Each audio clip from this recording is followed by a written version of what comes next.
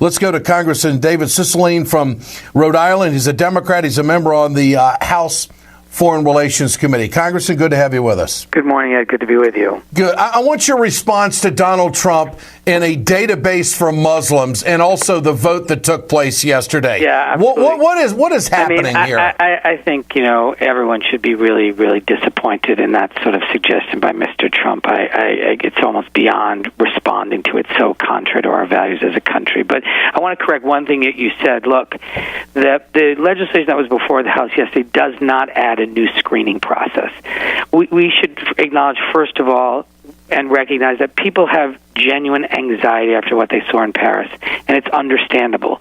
But we also have a responsibility as leaders to explain to folks why they should feel reassured that we have the most intensive review process on the planet in terms of our refugees. It is a multi-agency, multi-level, a 13-step process that involves the Department of Defense, the Department of State, the Counterterrorism Center, the FBI, the Department of Homeland Security.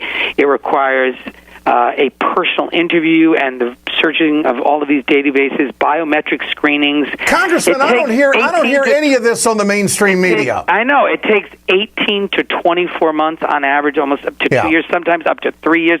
This is a very thorough process. And just to give people context, of the 2,174 refugees that have been admitted from Syria to this country since September 11th of 2001, not a single one has been charged with any terrorism-related offense. So this is a program that works.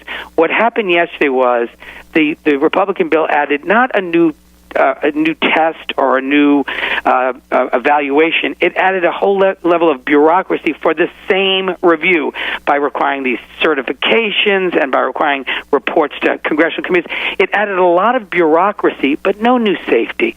So the reality is this pause program doesn't enhance safety. The system that we have in place works well. And actually, General Keane, who was a terrific witness, a four-star general, the former vice chief of staff to the U.S. Army, testified before our committee. He said, closing the door to Syrian refugees plays into the hands of exactly what ISIS wants. It supports the narrative of sort of the Muslim world versus the non-Muslim world. And he went on to say, I am confident that some of the statements that are being made around this town are already on social media being used by ISIS to recruit and to strengthen their hand. And so this is making us less safe, this sort of action. We've got a very good review process that keeps us safe and that honors our values as a country, as a place where people come who are fleeing rape and murder and slaughter. And it's to me shameful that presidential candidates are making the kinds of suggestions that Mr. Trump has made. This is one of your Democratic colleagues, Luis Gutierrez from Illinois. This is where he thinks it's going. I expect those who want to use the carnage and the human tragedy, the terrorism, the loss of life in Paris, France, to use this as a measure against immigrants, against refugees, and to destroy a very successful refugee resettlement program, which has worked for decades here in the United States. I think they want to use this crisis and this act of terrorism to stop immigration and all kinds of immigration, legal and other immigration to the United States of America. Congressman Cicilline, your thoughts on that? Yeah, no, I think it's clear that in the early days that's exactly what's happening. And I think what we have to do on the other side is remind people we recognize the anxiety that folks have. It's fear. They're afraid, and we understand that. We have to reassure them that what we have in place will keep them safe.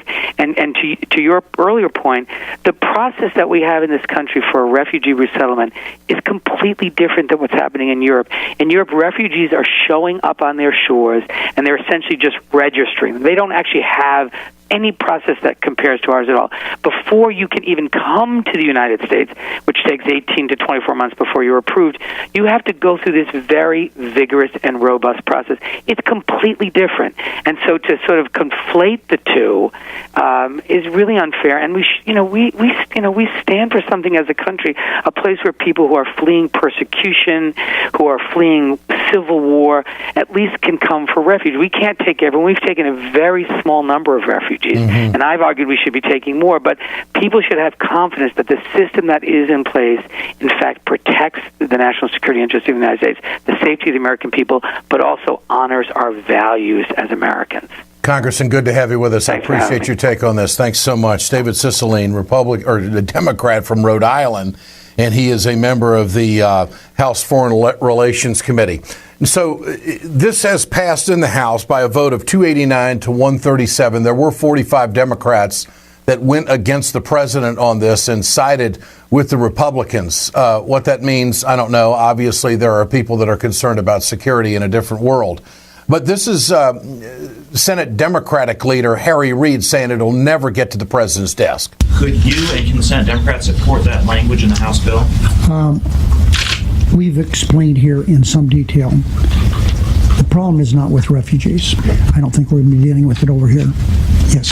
Just underlining that President Obama has promised to veto the bill in the House if it gets passed. Don't worry, it won't get passed. Okay. So next question. So that means there'll be a filibuster. It's about time that the Democrats start recognizing that they can play this game too when they're in the minority.